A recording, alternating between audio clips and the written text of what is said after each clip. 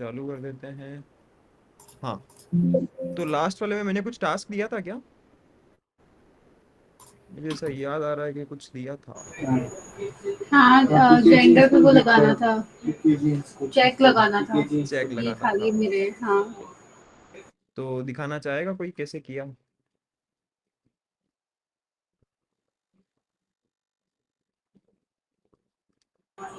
नहीं, मैंने नहीं किया ये, हुआ नहीं। टाइम नहीं मिला या कुछ डाउट है? समझ नहीं आया। समझ नहीं आया। देखो एक्चुअली हमें करना क्या है उसमें। अभी मैंने पहले उसके अंदर करके बताया, आउटलाइन टेक्स्ट फील्ड के अंदर, कि अपन एक सिंपल सा यस। बूलियन बनाया अपन ने, जिसमें ये बताएगा वो कि उस पर्टिकुलर फील्ड में एरर है या नहीं। उसके बाद मैंने ये भी बताया कि अलग अलग एरर के लिए अलग अलग टेक्स्ट दिखाना पड़ेगा। फॉर एग्जांपल अगर एम्प्टी रखता है तो रिक्वायर्ड ऐसे बताना है उसको। अगर मैक्सिमम लेंथ से ज़्यादा एक्सीड कर रहा है तो बताना भाई मैक्सिमम लेंथ एक्सीडेड। है ना? तो जो मैसेज है एरर का वो चेंज हो सकता है, तो एक बुलियन से काम नहीं होगा। तो इसलिए मैंने फिर वहाँ पे स्ट्रिंग सजेस्ट किया था मैंने कि अपन स्ट्रिंग यूज़ करेंगे। और बिहाइंड द सीन भी अगर तुम टेक्स्ट इनपुट लेआउट का कोड देखोगे तो उसमें भी स्ट्रिंग ही है बिहाइंड द सीन जो एरर की है वो। तो यहाँ पे भी अपन सिंपल सी एक स्ट्रिंग नलेबल वाली स्टेट बनाएंगे जो बताएगा कि जेंडर की एरर है या नहीं। है ना? मैं करके ही बता देता हूँ क्योंकि इसके अंदर एक अच्छा नया कॉन्सेप्ट है, ओके। डिराइव्ड स्टेट, और वो उसके बारे में बता देता हूँ थोड़ा। ठीक है, तो यहाँ पे हमें एक स्टेट बनानी है, जेंडर एरर। वैसे इसको चाहो तो बूलियन रख सकते हो क्योंकि इसकी सिंगल एरर स्टेटमेंट है ना, एक ही है कि आपने सेलेक्ट नहीं किया। तो इसको सिंपल बूलियन ही रख रहा हूँ मैं अभी के लिए।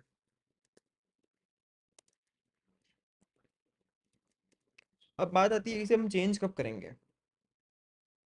है ना? तो इसे चेंज करने की सही जगह है, या तो देखो दो ऑप्शन है, या तो अपन एक लॉन्च डिफेक्ट लगा सकते हैं, और लॉन्च डिफेक्ट के अंदर अपन एक की पास करते हैं। पता है मीनिंग? लॉन्च डिफेक्ट का मीनिंग पता है, और इसके अंदर ये की क्या होती है ये पता है, या एक्सप्लेन करूँ?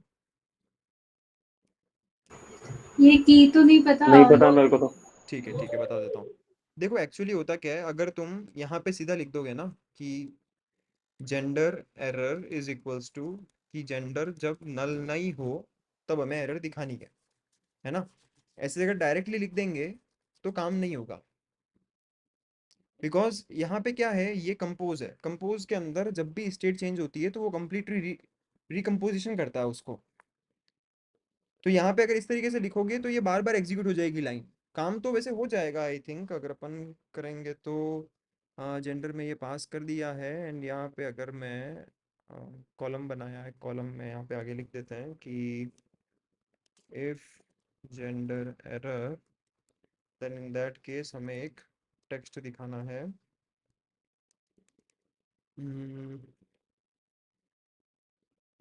रिक्वायर्ड ऐसे ही कर देते चलो एक बार के लिए। और इसको ऐसे डायरेक्टली पास कर दिया, एंड ये यहाँ पे वैसे सजेशन दे रहा है कि ऑलवेज ट्रू है। डॉट वैल्यू लगाना पड़ेगा, हाँ अब ठीक है। ठीक है, रन करके देखता हूँ। अब तुम्हें एक बार देख के ऐसा भी लग सकता है कि ये एक ही बार हो रहा होगा ये काम तो। है ना? देखो दोनों में दिन रात का डिफरेंस है। अगर मैं ये वाली कंडीशन अगर यहाँ लिख दूंगा ना, तो दोनों में बहुत डिफरेंस है, बहुत अलग है दोनों चीजें। यहाँ पे क्या है, रिमेंबर आ गया है ना? और रिमेंबर वहां पे लगता है जहाँ पे केवल फर्स्ट टाइम जब कंपोजिशन होता है ना, केवल तभी वो स्टेट बनाता है। हम यहाँ पे भी ये रिमेंबर क्यों लगाते हैं, क्योंकि स्टेट हमें केवल फर्स्ट टाइम बनानी है, उसके बाद सारे रिकम्पोजिशन के अंदर रीयूज होगी। और रिकम्पोजिशन का मतलब क्या होता है, स्टेट। ये सारी स्टेट्स हैं, जेंडर यहाँ पे एक स्टेट है, ऊपर जो नेम बनाया वो एक स्टेट है, बायो एक स्टेट है। तो जब भी स्टेट चेंज होगी ना, तो हमें यूआई पे उसको रिफ्लेक्ट कराना पड़ेगा। इसलिए अपन यहाँ पे देखो क्या करते हैं, कोई भी आउटलाइन टेक्स्ट फील्ड होता है तो एक तो वैल्यू पास करते हैं अपन उसको, और एक ऑन वैल्यू चेंज पास करते हैं, क्योंकि हम इस स्टेट को चेंज करना चाहते हैं। एंड ये स्टेट अगर तुम चेंज नहीं करोगे तो ये आउटलाइन टेक्स्ट फील्ड के अंदर वो चेंजेस दिखेंगे नहीं तुम्हें। है ना? तो सारा खेल उस स्टेट का ही है। स्टेट मतलब कि डेटा, जो स्क्रीन को डेटा दिखाना है, वो डेटा जब चेंज होगा तब स्क्रीन रिफ्रेश होगी, ऐसा समझ लो। रिफ्रेश, रिकम्पोजिशन यानी कि रिफ्रेश। तो यहाँ पे भी सेम यही सीन है। जेंडर जब भी चेंज होगा ना, तब ये पूरा रिकम्पोजिशन होगा, तो ये लाइन वापस से एग्जीक्यूट होगी। बट अगर हम इसकी बात करें तो ये केवल एक ही बार वर्क करेगा, एंड इनिशियली ये जेंडर इक्वल्स टू नल है, तो ये बाय डिफॉल्ट फॉल्स ही आएगा इसमें, और आगे कुछ भी नहीं होगा। बट अभी अपन ने ये वाला कोड रन नहीं किया, अभी अपन ने वो रन किया जिसके अंदर ये अनकमेंटेड है ना, तो ये लाइन वर्क करेगी, तो देखना अपना काम भी हो जाएगा इससे। बट ये अच्छी अप्रोच नहीं है। प्रोग्रामिंग में एक चीज का ध्यान रखना, जो चीज चल रही है ना, डजेंट मीन कि वो सही है। भाई सेलेक्ट करी, मैंने सेलेक्ट करी और फिर रिक्वायर्ड एरर आ रही है, अच्छा। तो जेंडर एरर, हाँ मैंने कंडीशन गलत लिख दी है इसलिए। हाँ पूछो। भैया इससे मतलब क्या ऐप के परफॉर्मेंस में इफेक्ट आता है क्या, मतलब बिल्कुल बिल्कुल, डिफरेंस? परफॉर्मेंस पे इम्पैक्ट आएगा। अभी यहाँ तुम छोटा काम कर रहे हो, बट आगे जाके अगर यहाँ पे अगर तुमने सपोज कोई लिस्ट को सॉर्ट कर दिया या लिस्ट को फिल्टर कर दिया, तो वो एक हैवी ऑपरेशन है। एंड वो लिस्ट में अगर हंड्रेड्स ऑफ आइटम्स होंगे, सारा काम मेन थ्रेड पे होगा, तो वो तुम्हारे हाँ। एप्लीकेशन को लैगी बनाएगा, बिल्कुल परफॉर्मेंस पे इशू आएगा। तो यहाँ पे कंडीशन गलत लगा दी थी मैंने, वापस रन करते हैं।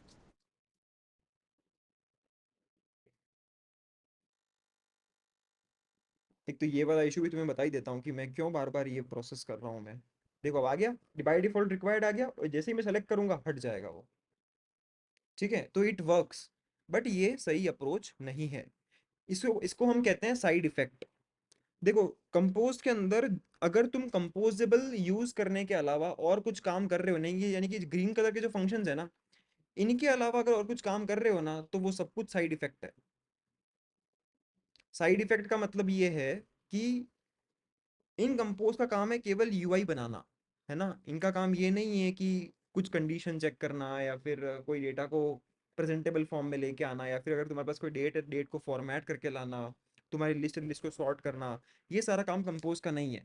और इनको अपन यहाँ डायरेक्टली कंपोज में नहीं लिखना चाहिए हमें, that is a side effect, क्योंकि यहाँ पे रिकम्पोजिशन होते हैं, स्टेट चेंज होती है तो पूरा रिकम्पोजिशन होता है। एंड रिकम्पोजिशन हुआ यानी कि ये सारा काम यूआई वाली थ्रेड करती है ना, मेन थ्रेड करती है। तो ऑलरेडी बहुत सारे काम है उसके पास, अगर तुम उसे ये वाले काम भी दे दोगे तो तुम्हारे एप्लीकेशन का परफॉर्मेंस खराब होगा। काम तो कर रहा है, अभी अपने देखा काम कर रहा है। तो सही अप्रोच क्या है वो देखते हैं। सही अप्रोच, दो ऑप्शन है हमारे पास में। जब भी तुम्हें साइड इफेक्ट का कोड लिखना है ना, तो तुम्हारे पास एक है लॉन्च डिफेक्ट करके एक फंक्शन है। लॉन्च डिफेक्ट एक तो लेता है की का मतलब ये है कि ये वाला टास्क री एग्जीक्यूट कब करना है ना, तो वो की से डिसाइड होता है। जब भी तुम्हारी की चेंज होगी, तो लॉन्च इफेक्ट वापस से एग्जीक्यूट होगा। अगर तुम्हें कोई काम केवल एक ही बार कराना है, तो तुम यहाँ पे कुछ भी दे दो, कोई कांस्टेंट दे दो, 1 2 3 4 एनीथिंग, है ना, 1 दे सकते हो, 0 दे सकते हो, कोई स्ट्रिंग दे सकते हो, यानी कि कांस्टेंट दे दिया। तो जब भी रिकम्पोजिशन होगा ना, वो कांस्टेंट ही रहेगा, तो एक ही बार एग्जीक्यूट होगा। फॉर एग्जांपल देखो, एम्प्टी स्ट्रिंग से भी काम हो जाएगा। एंड यहाँ पे सपोज मैं एक स्नैक बार दिखा देता हूँ, तो देखना जैसे स्क्रीन ओपन होगी ना, एक स्नैक बार दिख जाएगा। तो उसके लिए पहले अपन वो एक बनाते हैं। स्नैक बार यहाँ पे था ना होस्ट अपने पास, ठीक है, स्नैक बार होस्ट स्टेट है हमारे पास। तो स्कोप चाहिएगा, स्कोप भी बना हुआ है ऊपर। नीचे बनाया था आई थिंक, हाँ ये रहा। इस स्कोप को ऊपर ले लेते हैं।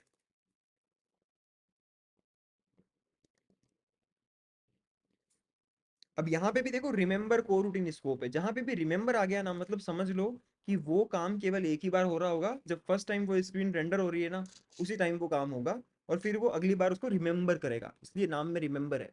नेक्स्ट टाइम वापस से बार बार नहीं बनाएगा, जैसे ये स्नैक बार की होस्ट स्टेट है ना, तो बार बार नहीं बनाएगा, ये एक ही बार बना दी इसने बस, वो फिर रीयूज करेगा उसे।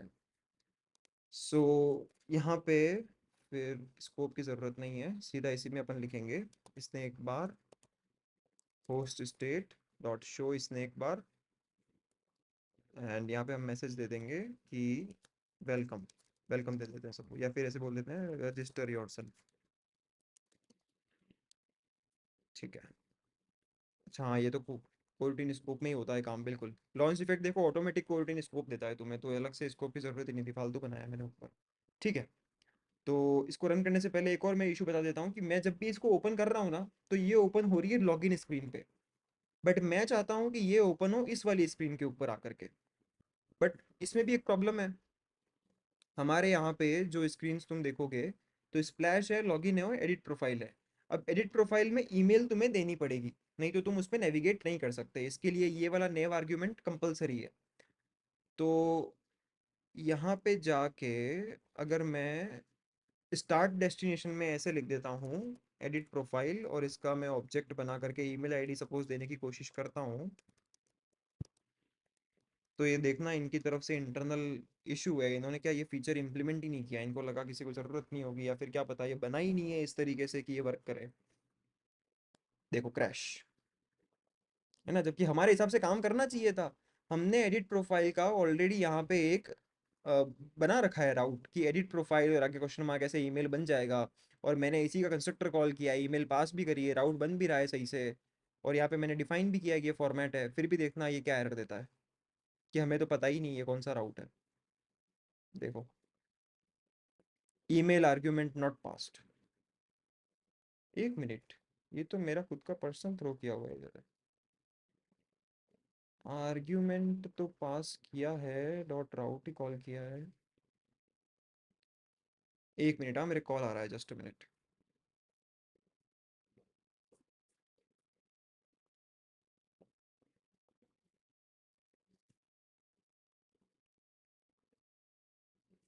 हम्म। सो हमने यहाँ पे देखो पास किया है इसको, आर्ग्यूमेंट पास किया है, एंड आर्ग्यूमेंट वाला ही डॉट डॉट राउट अपन ने कॉल किया है ना, तो यहीं से राउट बन रहा है और यही अपन ने यूज़ किया है। बट फिर भी ये चीज़ वर्क नहीं करती। मैंने गूगल भी किया था पिछले पहले पहले जब इशू आया था मेरे को तब। तो यानी कि जब भी तुम्हें स्टार्ट डेस्टिनेशन में आर्ग्यूमेंट पास करने होते हैं ना, उसका उसका सपोर्ट नहीं है। तो अभी के लिए एक जुगाड़ लगा देते हैं छोटा सा, बाद में हटा देंगे उसे। हम क्या कर सकते हैं कि यहाँ पे एक लॉन्च डिफेक्ट लगा सकते हैं। देखो एक और यूज केस लॉन्च डिफेक्ट का है ना, मैं चाहता हूँ कि ये स्क्रीन जैसे ही ओपन हो ना, ये नेविगेशन कर दे। एक हल्का सा डिले लगा देते हैं 100 मिली सेकेंड का, और फिर नेव कंट्रोलर डॉट नेविगेट करवा देते हैं इस वाले राउट पे। एंड इनिशियली यहाँ पे स्टार्ट अपन करते हैं लॉगिन या स्प्लैश स्प्लैश से करते हैं, चलो। नहीं स्प्लैश तो नहीं, चलेगा, स्प्लैश चलेगा, ठीक है।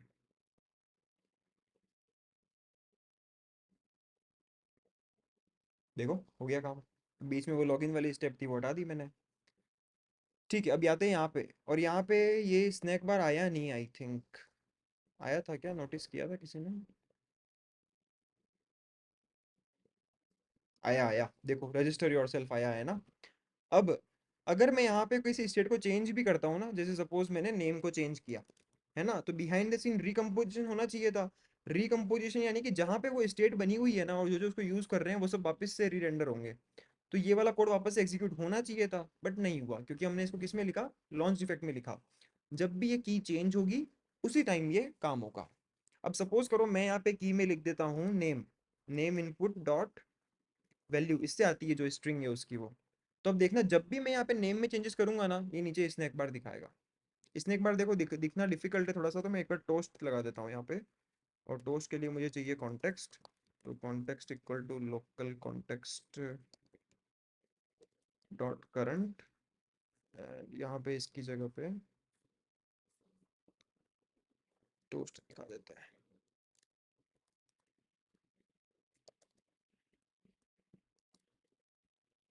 ओके, अब देखना जब भी नेम चेंज होगा तो ये वापस से री एग्जीक्यूट होगा इसके अंदर लिखा हुआ कोड। ऑल राइट, तो मैंने नेम में देखो चेंजेस किए, आया टोस्ट, वापस चेंजेस किए, आया टोस्ट। ठीक है, तो ये ऐसा है लॉन्च इफेक्ट जिसमें आप डिसाइड करोगे कि वापस री एग्जीक्यूशन कब होना चाहिए। अब एक यहाँ पे अपन इसी चीज का यूज करके इस एरर वाले स्टेट को चेंज कर सकते हैं। यानी कि जब भी इस जेंडर की वैल्यू चेंज हो, है ना, जेंडर डॉट वैल्यू जब भी चेंज हो, तब मुझे क्या करना है, इन दैट केस मुझे जेंडर एरर वाली वैल्यू को चेंज करना है। तो gender error is equals to gender dot value equal to null, यानी कि अगर ये वैल्यू नल है तो जेंडर एरर को ट्रू रखना है। तो बाय डिफॉल्ट फर्स्ट टाइम ये ऐसे ही वर्क करेगा फिर।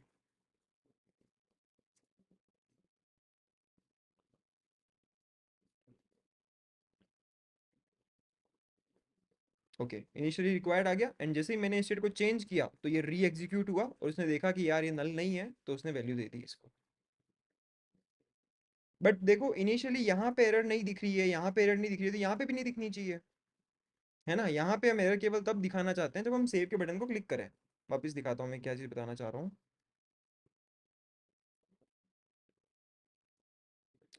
देखो इनिशियली भी रिक्वायर्ड आ रहा है यहाँ पे। एनी सजेशन अपन क्या कर सकते हैं इसको हटाने के लिए, इनिशियली आ रहा है उसके लिए। इनिशियली क्यों आ रहा है उसका रीज़न ये है कि हमने यहाँ पे की के अंदर ये पास कर दिया है ना, तो फर्स्ट टाइम तो वो इसकी वैल्यू देखेगा ही एंड इसको एग्जीक्यूट करेगा ही, तो उसने फर्स्ट टाइम में इसको एग्जीक्यूट कर दिया। एनी सजेशन कैसे सही कर सकते हैं इसको?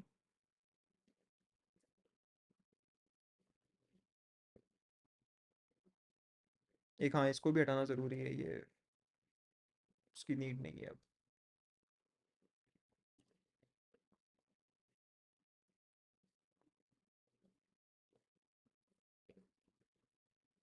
बताओ बताओ।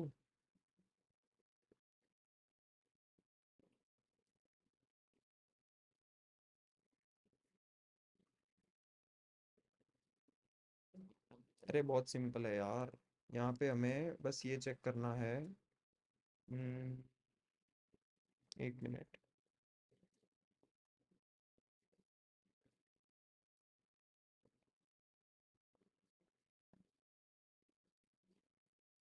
हाँ आई थिंक एक बूलियन रखना ही पड़ेगा इधर, या फिर हम एक काम कर सकते हैं कि इस एरर को यहाँ पे दिखाने के बजाय, लॉन्च डिफेक्ट में दिखाने के बजाय अपन सीधा उसके बटन के क्लिक पे ही दिखा सकते हैं।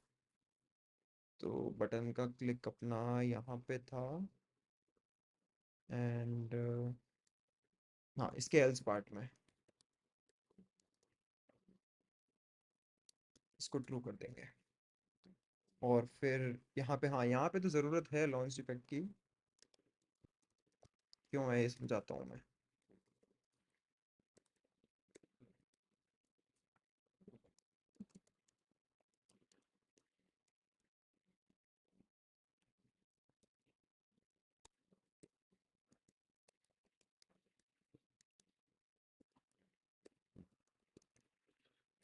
नहीं सॉरी, फॉल्स करना है अब तो। ठीक है, तो देखो फर्स्ट ये स्टेप तो बहुत सिंपल है ना, ये वाली बताता हूँ मैं कि जेंडर जब हमें मिल जाता है तब तो हम यूज़र क्रिएट कर देते हैं, है ना। इसको हम बोलते हैं एल्विस ऑपरेटर। ये कब एग्जीक्यूट होता है? जब वैल्यू नल होती है तब। नल होती है तब मुझे कुछ एग्जीक्यूट करवाना है, तो उसके लिए रन वाला फंक्शन है हमारे पास। और रन के अंदर तुम जो भी काम करोगे वो अगर ये नल होगा ना, तो उस केस में काम होगा ही है, यानी कि जेंडर नल है तो एरर को ट्रू करना है। अब ट्रू हो गई, बट अब इसे फॉल्स भी करना है। फॉल्स कब करना है? जब वो कुछ सेलेक्ट कर ले, जेंडर को सेलेक्ट करेगा तब क्या होगा, उसकी जेंडर की वैल्यू चेंज होगी। जेंडर की वैल्यू चेंज हुई, फिर मैंने उसमें चेक किया कि वैल्यू नल नहीं होनी चाहिए, यानी कि वैल्यू सेलेक्ट कर ली उसने, सेलेक्ट कर ली तो फॉल्स करना है। पहले मैं क्या कर रहा था, पहले यहाँ पे ब्लाइंडली मैंने gender error equals to gender dot value equal to null कर दिया, तो ये फर्स्ट टाइम भी काम कर रहा था, जबकि फर्स्ट टाइम में तो ये फॉल्स वर्क करना चाहिए। ठीक है, सेव के बटन को क्लिक किया, उसके बाद एरर दिखानी है, तो अब देखना आप जैसा हम चाहते हैं ना वैसे वर्क करेगा।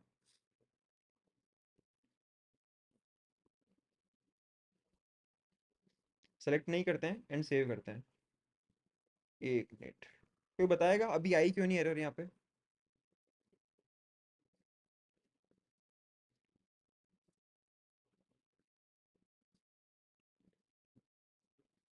बताओ यार, ये तो तुम ही बताओगे।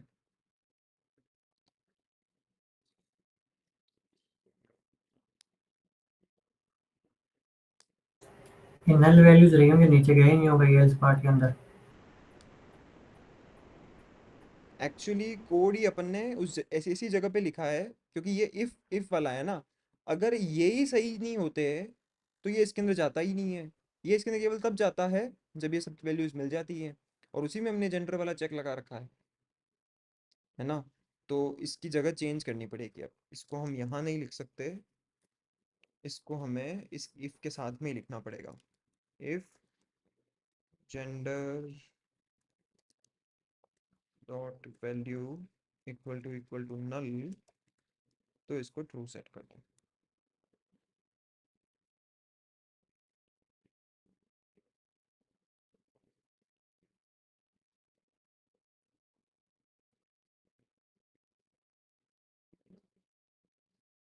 ठीक है, अब आ गया, एंड जैसे ही मैं सेलेक्ट करूंगा इसको, तो ये हट भी जाएगा फिर। जैसे ये वर्क कर रहा था वैसे ये वो भी वर्क कर रहा है। डन। तो ये तो था तरीका लॉन्च डिफेक्ट का यूज करके, है ना। इसी के साथ तुम है ना डिराइव्ड स्टेट भी यूज कर सकते हो, एक इसमें होता है डिराइव्ड स्टेट। नाम से वैसे लेकिन क्वेश्चन यहाँ पे ये है कि जैसे अपन ने यहाँ पे लॉन्च इफेक्ट में जेंडर डॉट वैल्यू लगाया है ना हर उसको फॉल्स करने के लिए एरर को, है ना। ये बट एक जब भी एक बार अगर वो रेडियो बटन से सिलेक्ट कर लेगा तो उसके बाद में वो कभी एरर तो रहेगी ही नहीं, क्योंकि रेडियो बटन की खास बात ये है कि उन दोनों में से कभी अनसेलेक्ट नहीं कर सकता वो, बिल्कुल। क्योंकि वापस क्लिक करने पे वो हटेगा नहीं, हम्म। है ना। बिल्कुल बिल्कुल, वन टाइम चीज है। तो इसके अलावा एक और सॉल्यूशन है डिराइव्ड स्टेट का यूज करके। स्टेट, अभी तक अपन ने स्टेट देखी है ना, जैसे जेंडर थी ये एक स्टेट थी, तो इसी तरीके से एक डिराइव्ड स्टेट है। डिराइव्ड स्टेट का मतलब ये है कि वो किसी और स्टेट से डिराइव होती है, उसकी वैल्यू किसी और स्टेट पे डिपेंडेंट है ना। जैसे कि यहाँ पे जेंडर एरर की वैल्यू जो है वो इस जेंडर वाले स्टेट के ऊपर डिपेंडेंट है। तो हम इसकी डिराइव्ड स्टेट जैसे बना सकते हैं, वेल और फिर डिराइव्ड स्टेट ऑफ ऐसे लिखो। अब यहाँ पे तुम्हें जो भी कंडीशन चेक्स करने हैं वो यहाँ पे कर सकते हो। तो जेंडर डॉट वैल्यू जब भी इक्वल टू नल होगी तब ये ट्रू हो जाएगा ऐसे। तो अभी ऑटोमेटिकली जब भी जेंडर की वैल्यू चेंज होगी ना, इसको री एग्जीक्यूट करके और नई वैल्यू लाके यहाँ दे देगा। और यहाँ देखो तुम्हें लैम्डा मिल रहा है, इस लैम्डा में तुम जो चाहो वो कर सकते हो। ठीक है, बस इन दी एंड इसको एक वैल्यू दे दो। तो लास्ट में तुमने एक बुलियन टाइप की वैल्यू दी है, तो बुलियन टाइप का स्टेट बना देखो ये। अगर मैं यहाँ पे कुछ स्ट्रिंग लिख दूंगा, जैसे कि जेंडर डॉट वैल्यू फिर प्लस सपोज कुछ भी एनीथिंग, एक्चुअली क्या है ये, जेंडर है ना, हाँ ठीक है, डॉट नेम प्लस एनीथिंग, या फिर dot upper case lower case कुछ और कर लेते हैं चलो। तो अब इसका टाइप हो जाएगा नलेबल स्ट्रिंग हो जाएगा देखो।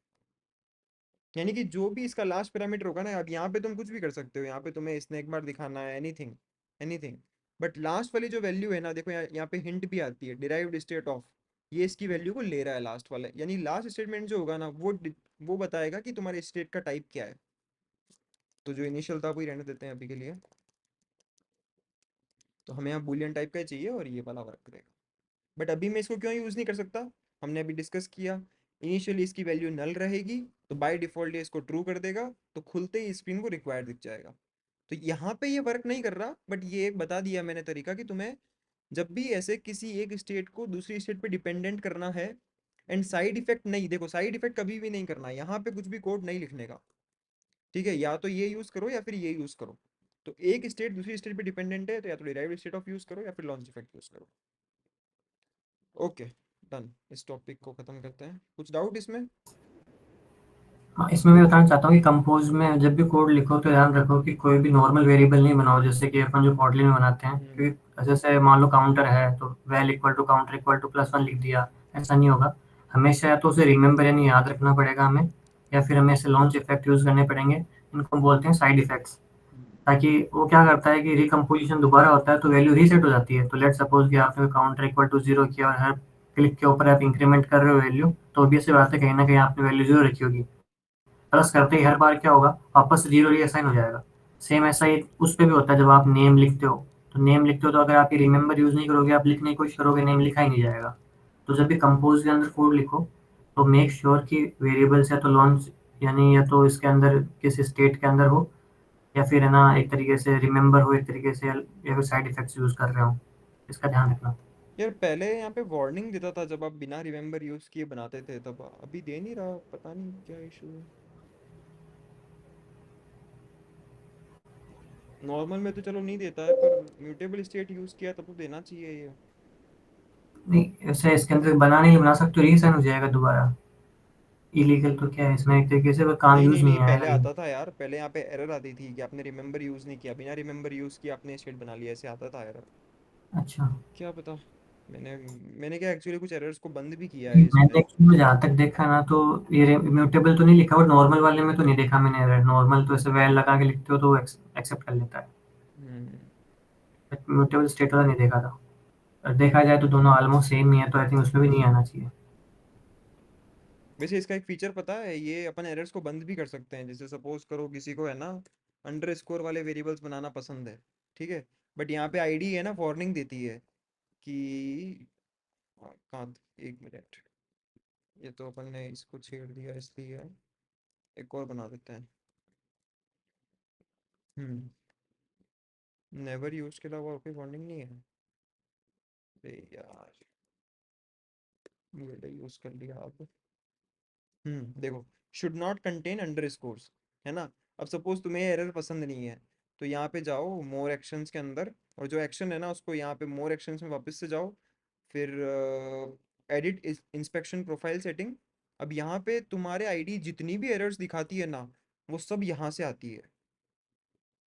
जैसे ये वाली किसकी है कि अगर वेरिएबल्स नेमिंग कन्वेंशन फॉलो नहीं करते, जैसे कि अगर स्मॉल लेटर है और ये है ना, वैसे इसको तो कभी बंद मत करना क्योंकि ये नेमिंग कन्वेंशन बहुत ज़रूरी होता है।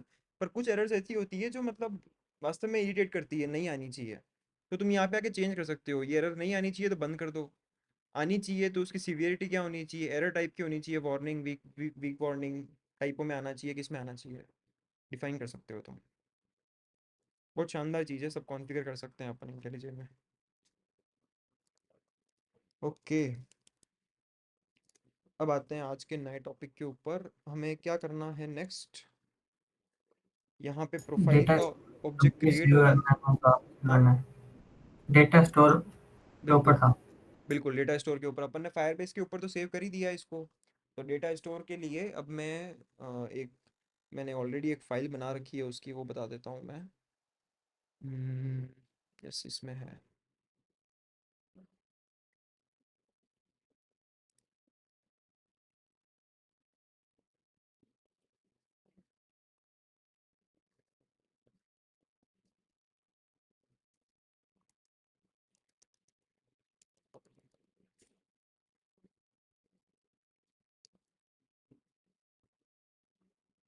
अब ये एक हेल्पर है, तो मैं हेल्पर को क्या अलग पैकेज में रखना पसंद करता हूँ, तो हेल्पर में आ गया। डेटा स्टोर की डिपेंडेंसी ऐड करनी पड़ेगी सबसे पहले तुम्हें, तो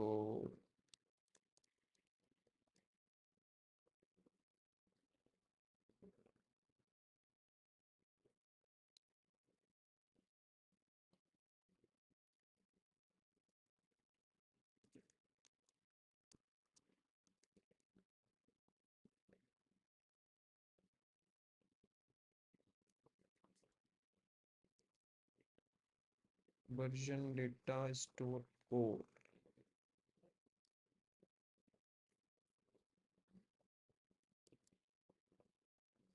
एंड इसको इंपोर्ट भी करना पड़ेगा।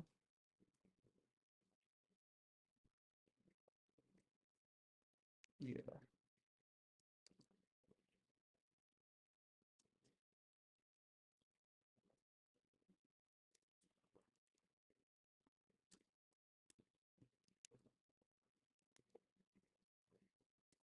क्या हुआ है, ये रिजॉल्व क्यों नहीं हो रहा है सब, सिंक करने पे हो जाना चाहिए।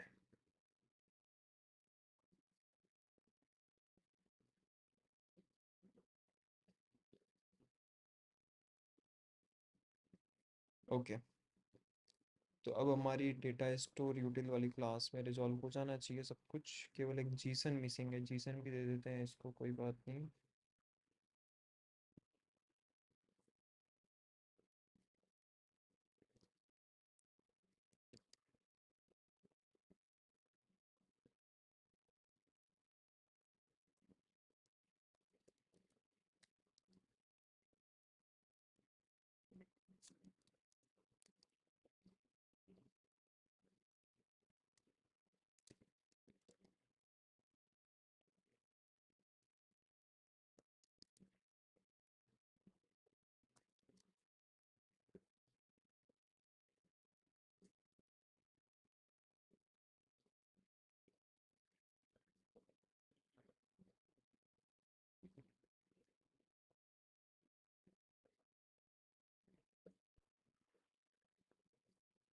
ठीक है, तो पहले तो मैं ना अप्रोच बता रहा हूँ कि मैं कैसे वर्क कर रहा हूँ, बाद में फिर एक्सप्लेन करूंगा मैं स्टेप्स को कि मैंने कहाँ पे क्या क्या किया।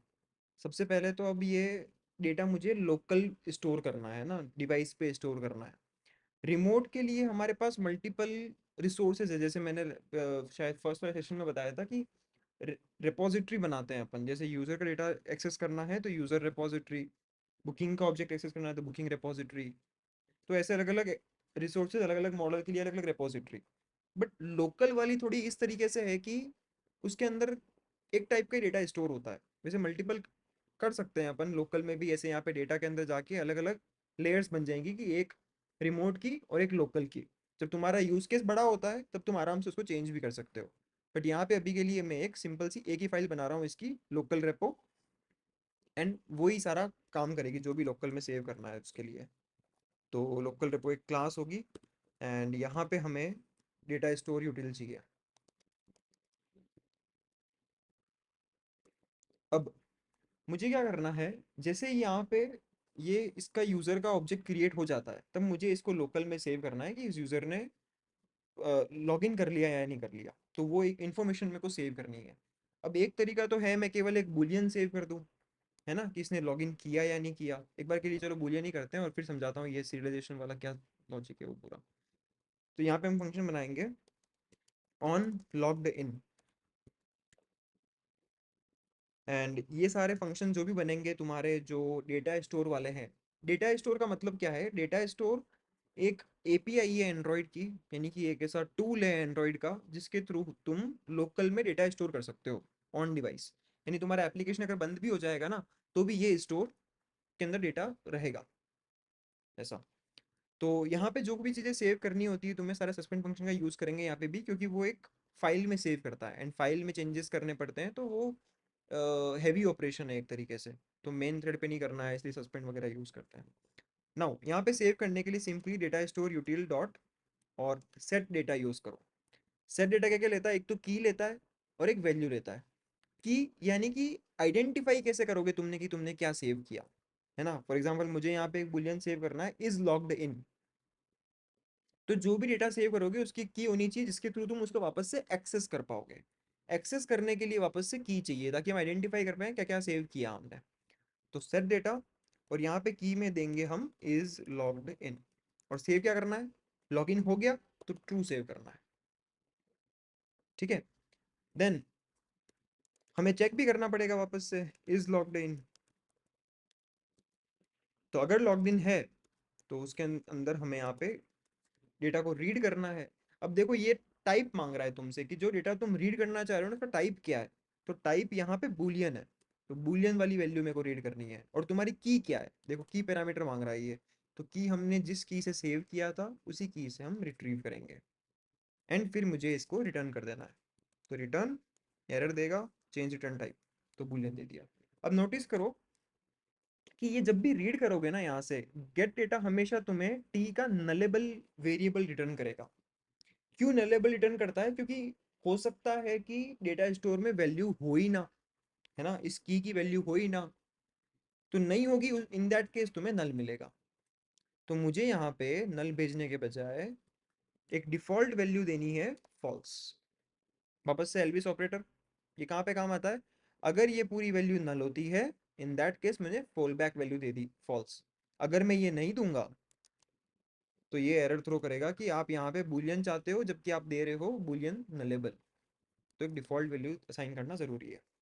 ओके, तो ये दो फंक्शन हम यूज करेंगे। ये हम कॉल कब करेंगे, जब वो सेव का बटन क्लिक करेगा यहाँ पे।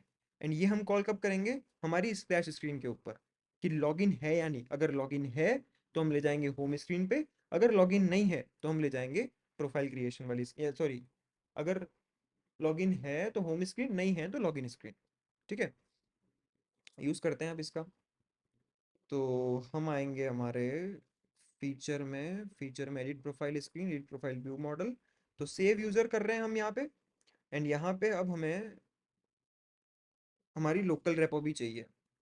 एंड लोकल रेपो का ऑब्जेक्ट क्रिएट करना पड़ेगा, उसके अंदर डेटा स्टोर का ऑब्जेक्ट चाहिए। चलो अभी के लिए मैं यहीं पे खुद ही क्रिएट कर देता हूँ, तो उसके लिए फिर कॉन्टेक्स्ट चाहिएगा। एक मिनट।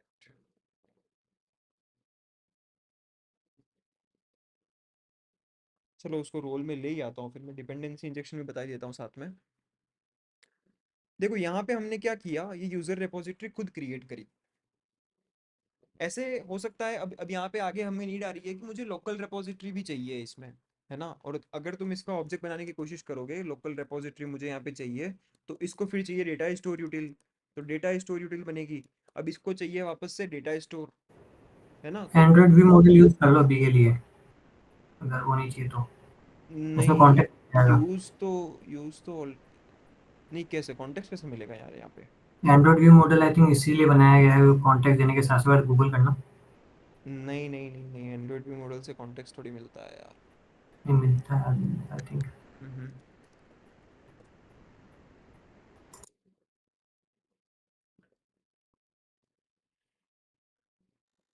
अच्छा, एक बार काम हो जाएगा।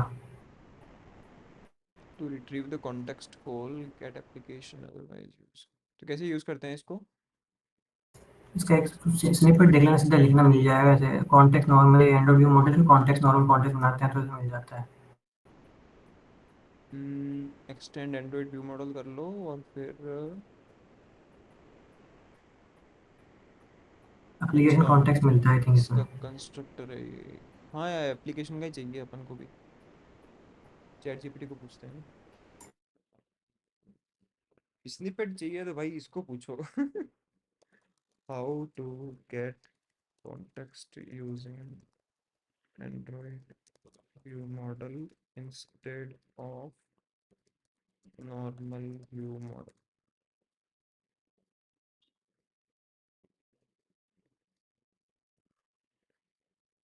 ठीक है, एंड्रॉइड व्यू मॉडल रखो और इसके कंस्ट्रक्टर में कोटलिन का कोड दे यार।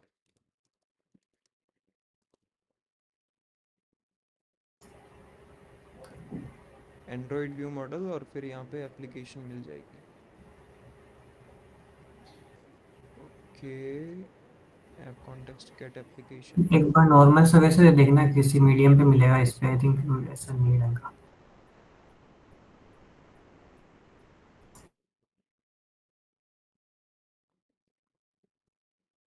ठीक है, दूसरे पे देख लेते हैं। ये हाँ ये रहेगा। ये हिल्ट है, ये एंड्रॉइड है, केवल कैरेक्टरिस्टिक्स लिखी है, कोड स्निपेट दिया नहीं है। ये रहा है एंड्रॉइड व्यू मॉडल। ये भी जावा का कोड है यार।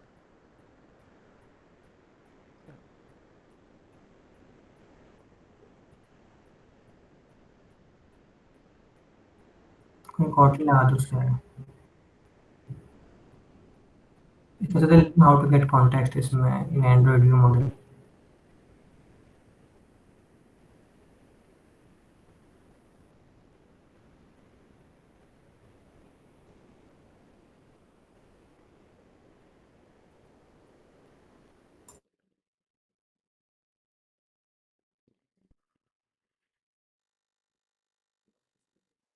ट्राई कर लेते हैं यार, सीधा लिख लेते हैं एंड्रॉइड व्यू मॉडल। इसको कुछ चाहिएगा है ना, एप्लीकेशन चाहिएगी इसको। तो इसको क्रिएट करते टाइम मुझे एप्लीकेशन कॉन्टेक्स्ट भी देना पड़ेगा, है ना? वही कॉन्टेक्स्ट चाहिए ना इसको। एप्लीकेशन चाहिए, ओहो हो एप्लीकेशन चाहिए इसको। तो ये तो दिक्कत आई वाली थिंक बात वही है। है। गेट एप्लीकेशन और फिर एप्लीकेशन।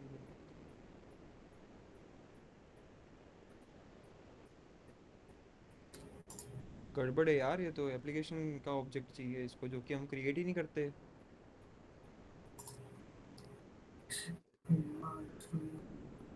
डेप्रिकेटेड लिख दिया इन्होंने तो मोटा मोटा ऑफिशियल पे। हाँ वैसे ये तो रेकमेंडेड तो बिल्कुल भी नहीं है ये, ऐसे कि आप नाम से व्यू ऐसे तो मॉडल में आता है इसका। आप मैंने कॉन्टेक्स्ट एक्सेस करो। रेकमेंडेड नहीं है। नहीं मैंने क्या एकदम एक बार यूज किया था सेम जैसे अपना बहुत इजी सा तरीका था उसमें जैसे अपनी ये जैसे अपने उसमें करते हैं ना कंपोज के अंदर हम्म। सीधा सा गेट कर लेते हैं। जैसे सीधा सा एक ही लाइन में मिल रहा था ऐसा कुछ था मतलब टाइम पे। अच्छा। तो हाँ तो मतलब उससे एक बार मतलब जुगाड़ था मतलब बाई चांस मान लो आपको व्यू मॉडल में कॉन्टेक्ट चाहिए तो एक ही लाइन में मिल जा रहा था उससे। अभी मैं एग्जैक्टली रिमेम्बर नहीं कर पा रहा हूँ उसको बट था तरीका। चलो देखते हैं अपन, तो अब उस पे आते हैं डिपेंडेंसी इंजेक्शन के ऊपर, है ना? हाँ हाँ। तो मैं यहाँ पे ये बता रहा था प्रॉब्लम, कि हमें लोकल रिपोजिटरी का ऑब्जेक्ट बनाना है। वो बनाने के लिए डेटा स्टोर यूटिल का ऑब्जेक्ट बनाना है, और ये बनाने के लिए फिर हमें डेटा स्टोर प्रेफरेंसेस का भी ऑब्जेक्ट बनाना है।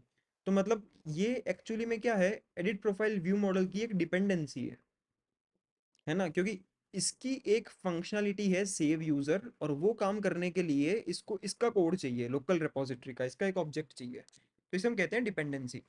अब यहाँ पे हम क्या कर रहे हैं, हम डिपेंडेंसी खुद बना रहे हैं। ये यूजर रिपोजिटरी का ऑब्जेक्ट मैंने खुद बनाया है, यहाँ पे लोकल रिपोजिटरी यूज करनी है तो ऑब्जेक्ट मैं खुद बना रहा हूँ।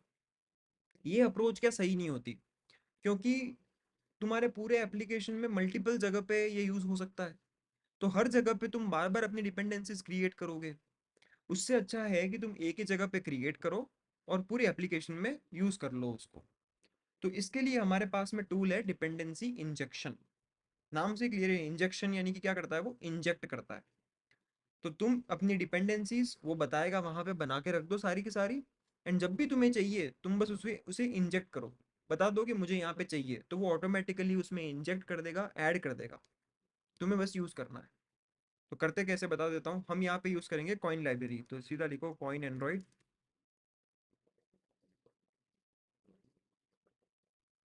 एंड इसके अंदर सिंपल सबसे पहले ये लग जाएगा, एंड वर्जन इसका कौन सा चल रहा है, वर्जन वर्जन गिटअप पे मिलेगा।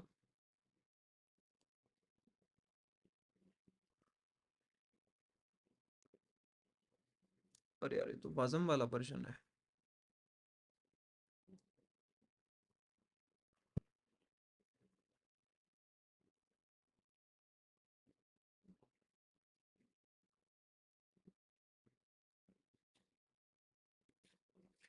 Page not found.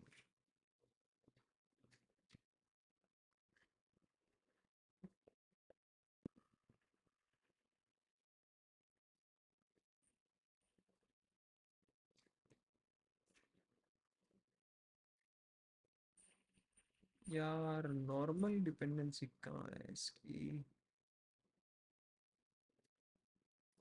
ये 1.3.1 ही है शायद, ट्राई करते हैं 1.3.1। तो इम्प्लीमेंटेशन,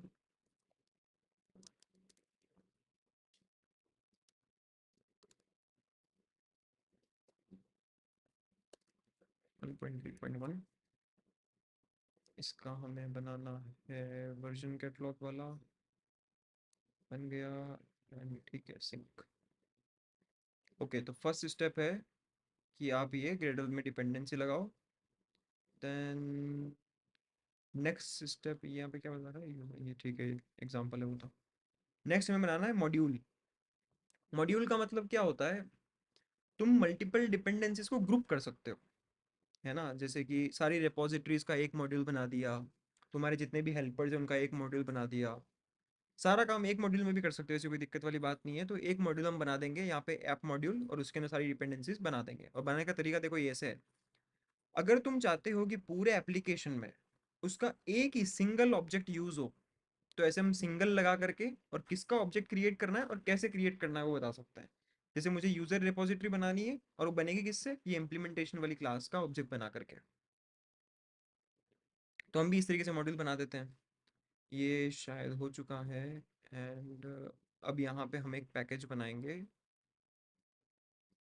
या फिर हेल्पर के अंदर भी रख सकते हैं, ऐसे कोई दिक्कत वाली बात नहीं है। तो बोलेंगे अपन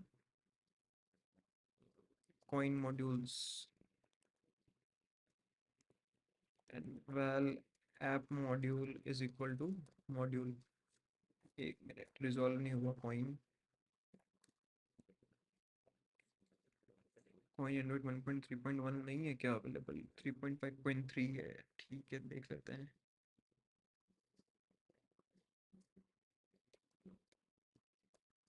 मॉड्यूल, हाँ ठीक है, बट ये वर्जन मिलेगा कैसे यार, वो समझ में ही नहीं आया, डिफाइन नहीं कर रखा है क्या कहीं पे सेटअप में वगैरह, कहीं नहीं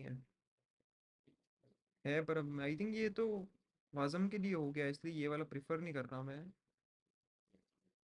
कोटली ने एंड्रॉइड लिखा नहीं है। एंड्रॉइड है पर उसमें भी यही यूज़ करने के लिए कह रहा है, आई थिंक यूज़ कर सकते हैं, कोई बुराई नहीं है, कर सकते हाँ, हैं वो, भले ही उन्होंने पता नहीं क्यों वाजम लिख दिया जबकि है मल्टी प्लेटफॉर्म ये। एप्लीकेबल है क्या ये एंड्रॉइड कोड कोइन एंड्रॉइड? चलो ठीक है, तो ये मॉड्यूल बना दिया। अब यहाँ पे मुझे एक सिंगलटन, इसको सिंगलटन भी कहते हैं, जिसका तुम्हें सिंगल ऑब्जेक्ट चाहिए पूरे एप्लीकेशन में, तो अगर डायरेक्ट ऑब्जेक्ट पास कर दोगे तो भी दिक्कत नहीं है, जैसे यहाँ यूजर रिपोजिटरी मैंने पास कर दिया इसका ऑब्जेक्ट, तो अब ये डिपेंड, ये अपन ने यहाँ पे डिपेंडेंसी क्रिएट कर दी, और पूरे ऐप में बस ये एक ही जगह पे तुम्हें डिपेंडेंसी क्रिएट करनी है, बाकी सब जगह पे ऑटोमेटिक इंजेक्ट करवा सकते हो डायरेक्टली। और एक हमें यहाँ पे अब बनानी है हमारे लोकल रेपो की। अब लोकल रेपो को चाहिए डेटा स्टोर, है ना। तो डेटा स्टोर में अगर तुम देखोगे तो यहाँ पे मैंने एक कंपेनियन ऑब्जेक्ट बना रखा है। अपन ने पहले भी डिस्कस किया था कंपेनियन ऑब्जेक्ट क्या होता है। कंपेनियन ऑब्जेक्ट में तुम जो चीजें भी डिफाइन करोगे, कुछ कांस्टेंट डिफाइन किया, कुछ फंक्शन डिफाइन किया, उन्हें आप बिना ऑब्जेक्ट बनाए एक्सेस कर सकते हो। तो यहाँ पे डेटा स्टोर यूटिल का ऑब्जेक्ट बनाने के लिए एक फंक्शन है क्रिएट। देखो क्रिएट, ये यहाँ पे तुम कॉन्टेक्स्ट दो तो ये डेटा स्टोर यूटिल का ऑब्जेक्ट बना के देता है ना।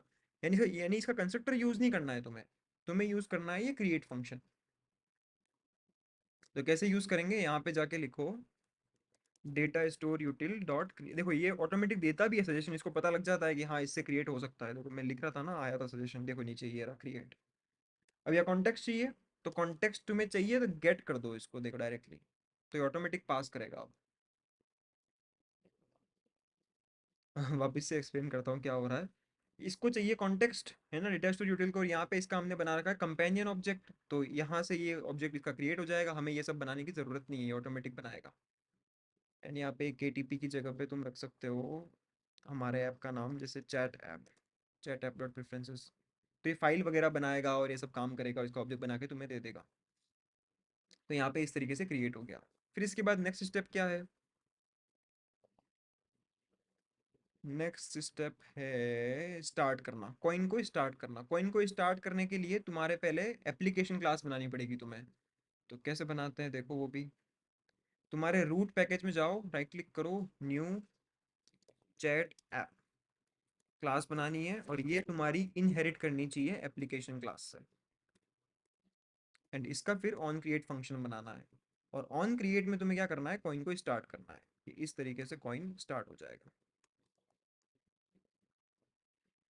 इंपोर्ट, इसको भी इंपोर्ट, इंपोर्ट यहाँ पे दिस @chat ऐप, और मॉड्यूल्स में ऐप मॉड्यूल हमारा जो हमने बनाया था ये वाला। ठीक है, तो इससे कॉइन स्टार्ट हो जाएगा। एंड जब भी एप्लीकेशन क्लास बनाते हो तो मैनिफेस्ट में उसको यहाँ पे भी डिफाइन करना होता है कि इसका नेम जो है ये चैट ऐप है। ठीक है, बस हो गया, आई थिंक सफिशिएंट है, इतनी इतनी स्टेप्स होती है। तो यहाँ पे हमने हमारी डिपेंडेंसीज बनाई, एंड कॉइन को इनिशियली स्टार्ट करना पड़ता है, तो एप्लीकेशन क्लास बनाई। तो यहाँ पे तुम्हारे मॉड्यूल्स जो भी है डिफाइन करना जरूरी है, जो भी मॉड्यूल्स बनाओगे यहाँ पे आगे इसको बता दो। अब सीधा इन्हें यूज़ करना है। यूज़ करने के लिए @inject लगाओ। इससे हम बता रहे हैं इसको कॉइन को कि मुझे यहाँ पे कुछ डिपेंडेंसीज चाहिए, एंड फिर कंस्ट्रक्टर बना दो इसका। इसको इंपोर्ट करना पड़ेगा, इंपोर्ट कर लो। अब यहाँ पे मुझे डिपेंडेंसीज चाहिए, तो मैं बनाऊंगा यूज़र रेपो लोकल रेपो, और अब इन्हें डायरेक्टली यहाँ पे यूज़ कर सकते हैं। अब देखो मुझे ऑब्जेक्ट बनाने की ज़रूरत नहीं पड़ी, इंजेक्ट हो गया, है ना। ऐसे ही तुम कहीं पे भी एनीवेयर डिपेंडेंसीज को इंजेक्ट करवा सकते हो। एक जगह पे बनाओ, मल्टीपल जगह पे यूज़ करो। तो तुम्हें अब वो हायरार्की का ध्यान नहीं रखना कि कौन सी क्लास किस क्लास पे डिपेंडेंट है, वो सारा ध्यान अब कॉइन रख रहा है हमारे लिए। तो अब सीधा लोकल रेपो को यूज़ करो, तो local repo dot on logged in, तो अब ये वहाँ बुलियन सेव कर देगा। ठीक है, अब एक बार इतना करके और लोकल रेपो में सेव करवा देते हैं, फिर वो नेविगेशन वाला काम करते हैं।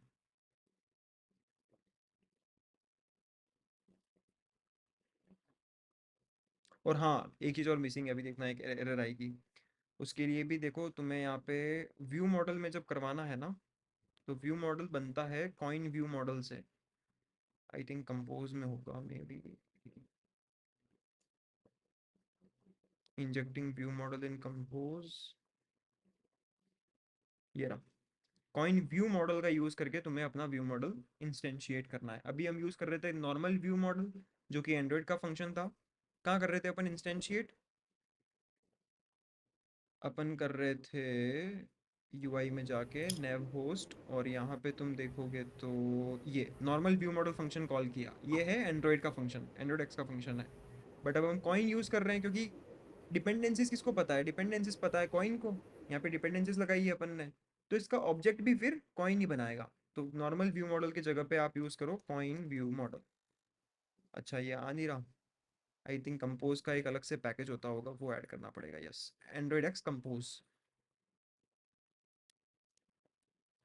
आई थिंक केवल एक ही करूँगा तो भी काम हो जाएगा क्या? Add the Koin Android dependency हो जाएगा I think. Koin Android X compose, Koin Android X compose. ठीक है, view model, Koin view model आ गया। ठीक है, अब कॉइन बनाएगा आप ये view model and dependencies create करके इंजेक्ट कर देगा।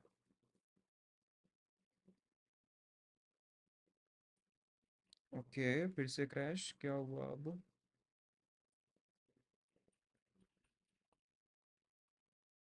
नो डेफिनेशन फाउंड फॉर, हाँ, एक एक ये भी स्टेप करनी पड़ती है हमें। यहाँ पे व्यू मॉडल बनाना है ना, तो व्यू मॉडल का ये भी, ये यार थोड़ा सा अजीब सी चीज़ है, ये इसको आना चाहिए था पर नहीं आया।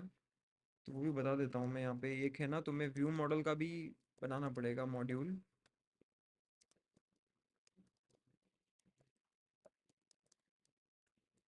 या फिर इनमें व्यू मॉडल इंस्टेंशिएट करने का और कोई तरीका होता है?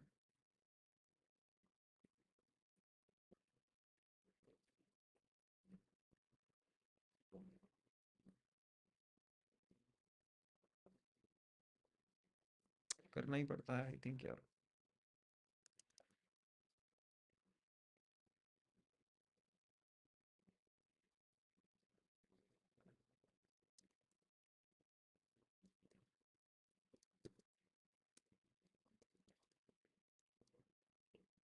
तो देखो, व्यू मॉडल इस तरीके से बनेगा। व्यू मॉडल का मॉड्यूल बनाया अपन ने, वैसे ऊपर वाले में भी रख सकते हैं, दिक्कत नहीं है, बट सेपरेट रखो तो अच्छा रहता है।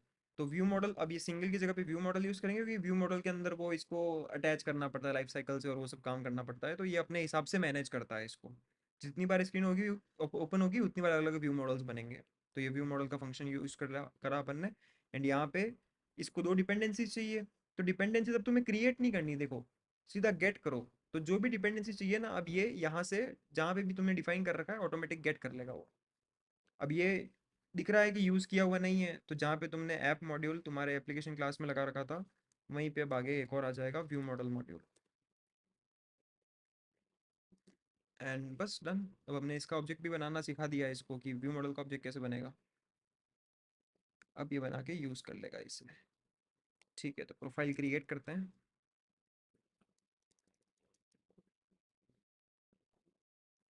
सेव, अरे यार ये ले। ठीक है, रजिस्ट्रेशन सक्सेसफुल। अब हम करेंगे नेविगेशन वाला लॉजिक। नेविगेशन वाले में तुम्हें क्या करना है, सिंपली स्प्लैश स्क्रीन में यहाँ पे हमें चेक करना है कि ये यूज़र ने लॉगिन किया है या नहीं किया है। अब उसके लिए सबसे पहला जो आएगा ना माइंड में तरीका, वो शायद तुम्हारे ये आ सकता है कि पर इनिशियली तो स्प्लैश में ही ओपन करना है, तो वैसे तो यही है तरीका, बट सपोज तुमने स्प्लैश ये वाला यूज़ नहीं किया, तो यहाँ पे भी हो सकता है कि तुम चेक करना चाहो कि यूज़र ने लॉगिन किया है या नहीं किया है, तो स्टार्ट डेस्टिनेशन ये है, नहीं तो फिर ये है ना, एक ये भी माइंड में आ सकता है तरीका। बट इसमें एक प्रॉब्लम है। प्रॉब्लम ये है कि ये एक साइड इफेक्ट है ना। तो या तो इसे लॉन्च इफेक्ट में कॉल करो, तो हो सकता है, बट हमें यहाँ पे लोकल रिपोजिटरी चाहिए। तो ये वाला तरीका हम यूज़ नहीं करेंगे, हम यहाँ पे यूज़ करेंगे स्प्लैश का एक अलग से व्यू मॉडल बना लेते हैं।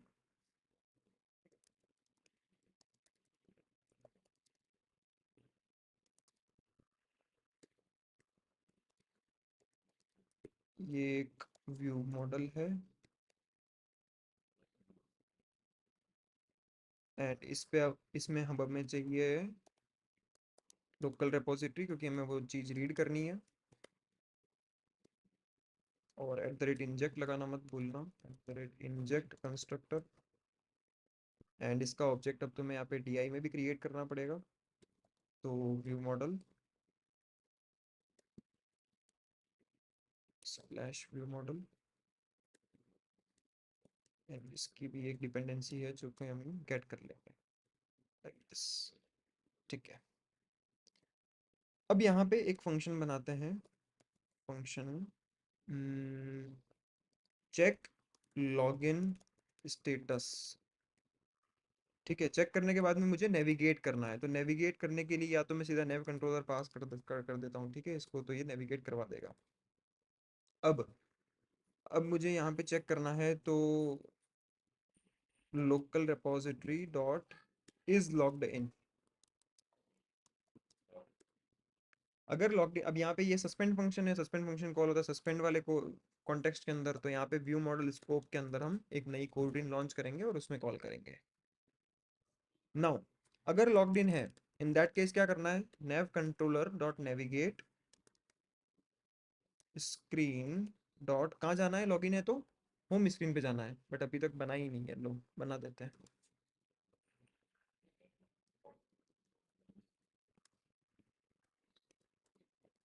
होम स्क्रीन, होम स्क्रीन, ठीक है।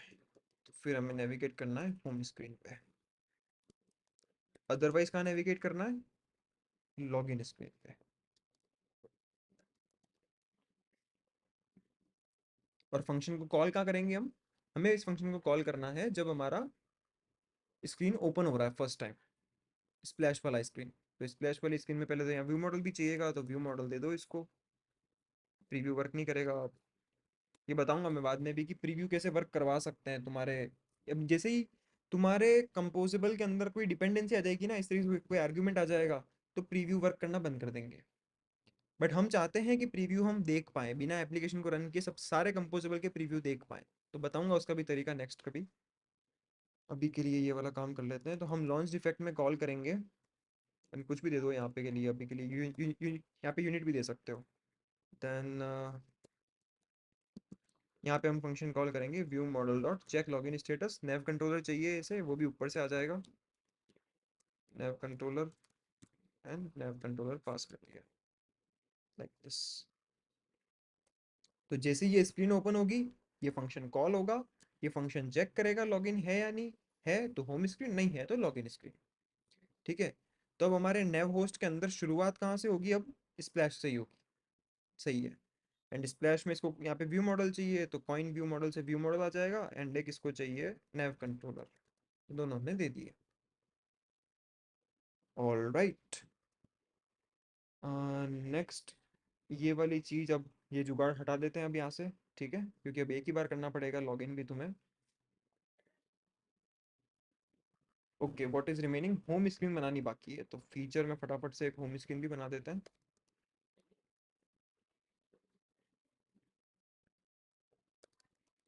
होम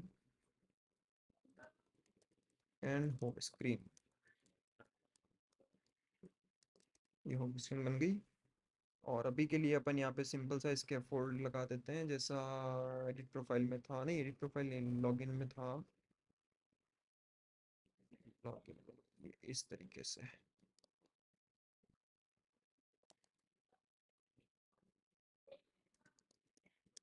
चैट ऐप होम ऐसे बोल देते हैं अभी एक बार के लिए।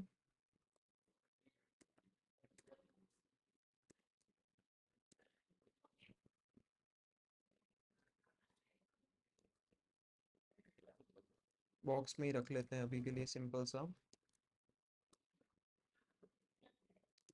टेक्स्ट, नो चैट्स फाउंड, ठीक है। एंड इसे हमें नेव होस्ट में डिफाइन भी करना पड़ेगा, नहीं तो फिर एरर आ जाएगी, उसको पता नहीं चलेगा कि आप नेविगेट करवा रहे हो होम स्क्रीन पे, पर होम स्क्रीन पे है क्या हमें क्या पता। तो यहाँ पे screen dot home screen dot route, जब भी हम इस पे नेविगेट करवाएं, तब ये होम स्क्रीन वाला कंपोजेबल खोलना है। यहाँ पे ग्राफ में ऐड करना जरूरी है, ये ऐसे समझ लो कि इंडेक्स फाइल है तुम्हारे, तुम्हारे एप्लीकेशन में जितनी भी स्क्रीन है उसकी इंडेक्स फाइल है, तो इंडेक्स में इसको बताओ कि ये राउट दिया तो ये वाला कंपोजेबल यूज करना है। ठीक है, टेस्ट करते हैं अब हमारे पिछले वाले जब हमने रन किया था, तब हमने प्रोफाइल ऑलरेडी क्रिएट कर दी थी, एंड उसे हमने लोकल में सेव कर दिया था, डेटा स्टोर में सेव कर दिया था। तो देखो जैसे ही ओपन हुआ ना, सीधा कहाँ आया, होम स्क्रीन पे आया। अब एक फटाफट से चेक करके देख लेते हैं अपन की, जब मैं इसका क्लियर डेटा करता हूँ, यानी कि जो इसने लोकल में डेटा स्टोर किया है, कि हमने लॉगिन कर लिया है, अगर मैं हटा देता हूँ डेटा को एंड फिर जब रन करता हूँ, तो देखना अब लॉगिन स्क्रीन पे आएगा ये, देखो आ गया। तो पता कैसे लग रहा है इसको, behind the scenes local data store में हमने सेव किए ये चीज कि लॉगिन है या नहीं, उस बूलियन के थ्रू पता लग रहा है ये सब कुछ। तो एक और चीज़ चेक करनी है मेरे को कि जब हम प्रोफाइल क्रिएट कर रहे हैं तब वहाँ पे हम ठीक है ऑन लॉग इन कर रहे हैं बट नेविगेट नहीं कर रहे हैं। नेविगेट करने का काम है क्या? हाँ, केवल स्नैक बार दिखा रहा है। यहाँ पे नेविगेट भी करवाना है हमें, होम स्क्रीन पे नेविगेट करवाना है। तो व्यू मॉडल लिया अपन ने यहाँ पे, नेव कंट्रोलर नहीं लिया, तो इसको नेव कंट्रोलर भी देना पड़ेगा। तो नेव कंट्रोलर दे दो। देखो मैं है ना हमेशा टॉप डाउन चलता हूँ। अगर सपोज तुम्हें कोई फंक्शन भी क्रिएट करना है ना तो सीधा फन वगैरह वो मत लिखो, तुम फंक्शन को सीधा कॉल करो। तो आईडी सजेशन देती है कि क्रिएट करना है ना। जैसे मैंने यहाँ पे नेव कंट्रोलर का पहले आर्ग्यूमेंट क्रिएट नहीं किया वहाँ पे, मैंने यहाँ पे डायरेक्ट उसको पास कर दिया। अब यहाँ आईडी सजेशन के थ्रू हम काम कर सकते हैं कि चेंज पैरामीटर है, एक मिनट, क्रिएट पैरामीटर का नहीं है तो कोई बात नहीं। यहाँ पे इसको nav controller is equals to nav controller and फिर क्रिएट पैरामीटर। तो अब ये पैरामीटर ऑटोमेटिकली क्रिएट करके एंड पास कर देगा। And यहाँ पे भी व्यू मॉडल ऐसे इक्वल्स टू लगा दो, यहाँ पे ईमेल इक्वल्स टू लगा दो। थोड़ा सेपरेट सेपरेट रहेगा तो अच्छा रहेगा, सेपरेट लाइंस। ओके, तो अब हमारे पास nav कंट्रोलर आ चुका है एंड जैसे ही रजिस्ट्रेशन हो जाता है देन हमें ये स्नैक बार दिखाने की ज़रूरत नहीं है, सीधा हम करवा देंगे। अब चलो रहने देते हैं इसको भी, nav कंट्रोलर डॉट नेविगेट। और कहाँ जाएंगे हम जाएंगे स्क्रीन पे, कौन सी वाली, होम स्क्रीन डॉट राउट। ठीक है, तो अब एक बार और चेक कर लेते हैं। एंड अब लॉगिन से स्टार्ट होगा क्योंकि हमने लास्ट टाइम क्लियर डेटा किया था। तो साइन इन काउंट। अब यहाँ पे एक इशू है, मैंने लास्ट टाइम अपनी प्रोफाइल ऑलरेडी क्रिएट कर दी थी बट वापस से प्रोफाइल क्रिएशन पे लेके आया है। तो नेक्स्ट वाली मीटिंग में अपन देखेंगे कि कैसे हम फायरबेस से जो सेव डेटा हमने किया था सर्वर के ऊपर वो वापस से कैसे लेके आएंगे। ठीक है, अभी के लिए वापस से मैं क्रिएट कर देता हूँ। यहाँ पे जो ईमेल का टेक्स्ट है इसको अपन डिसेबल भी तो कर सकते हैं। कर दिया ना, यहाँ पे डिसेबल्ड है देखो। नहीं, वैसे किया है बट मतलब एक तरीके से प्रॉपर्टी है आई थिंक इनेबल डिसेबल की। नहीं, यहाँ पे रीड ओनली की प्रॉपर्टी है, इनेबल अच्छा, डिसेबल की भी हाँ हो सकती है, देखता हूँ। होनी चाहिए एक तरीके से। उससे क्या होगा कि ये ना थोड़ा ब्लैंक आउट हो जाएगा। नहीं, इनेबल डिसेबल लिखने की, में डिसेबल इनेबल की है। नहीं है, इनेबल। हाँ, हाँ इनेबल की है। इनेबल, हाँ फॉल्स कर दो उसको। ठीक है, सही है ये भी। इससे क्या होगा कि रीड ओनली वगैरह करने की जरूरत नहीं पड़ेगी। हाँ, रीड ओनली की भी जरूरत नहीं पड़ेगी, बात सही है। और उसको पता भी चल जाएगा कि जिस तरीके से है ना तो ये चेंज नहीं हो सकता। हाँ, कि मैं चेंज नहीं कर सकता, सही है सही है। देखो अच्छा अच्छा दिख रहा है, ठीक है।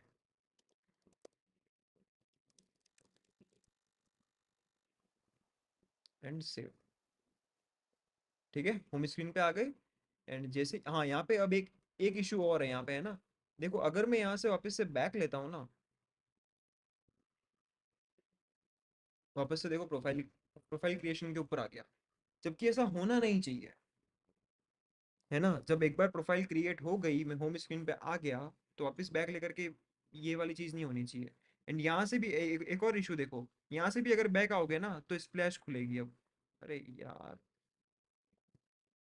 टूल बार, बैक, देखो वापस लॉगिन पे आया है ना। और फिर से बैक करोगे, यहाँ पे आया, स्प्लैश पे आया। नहीं, बहुत अजीब सा बिहेवियर कर रहा है ना। तो कल इसको भी फिक्स करेंगे अपन। ठीक है, आई थिंक टाइम अप हो गया है। तो समराइज कर देते हैं कि आज हमने क्या किया। Save login status in local repo, and हमने कॉइन का सेटअप किया, डिपेंडेंसी इंजेक्शन कॉइन। ठीक है, आज के लिए सफिशिएंट है। किसी के कुछ डाउट समझ में आया? स्पीड बराबर है ना या फिर और स्लो डाउन करना पड़ेगा मुझे? स्लो डाउन देखो वो तुम पूछोगे क्वेश्चंस, उसके हिसाब से होगा स्लो डाउन। सही है, आ रहा है समझ में? सही है भैया स्पीड तो। सही है ना, ठीक है। अब बाकी वैसे डाउट आता है तो आप एक्स्ट्रा कनेक्ट कर सकते हो, मेरे को कॉल वाले मैसेजेस कर लिया करो प्रोजेक्ट रिगार्डिंग। तो कई बार कई कंसेप्ट होते हैं जैसे फॉर एग्जांपल को रूटीन्स वाली चीज़ आ गई या फिर और भी अदर चीज़ें या टॉपिक्स आ जाते हैं समटाइम्स। वो अगर इशू आता है उसमें तो कनेक्ट कर लिया करो। ठीक है, एंड करते हैं। एंड रिकॉर्डिंग अब मैं जैसे ही एंड होती है ना, अपलोड पे लगा देता हूँ मैं, और लिंक हाथों हाथ ऐड कर देता हूँ, तो नेक्स्ट डे देख सकते हो तुम, क्योंकि 3-4 घंटे लगते हैं यार आजकल प्रोसेसिंग में, तो देख सकते हो जस्ट नेक्स्ट डे। ठीक है। हाँ, और बाकी मैं बताता हूँ, शरण जो है ना वो लगभग 1 या 2 वीक अवेलेबल नहीं रहेगी ना। ओहो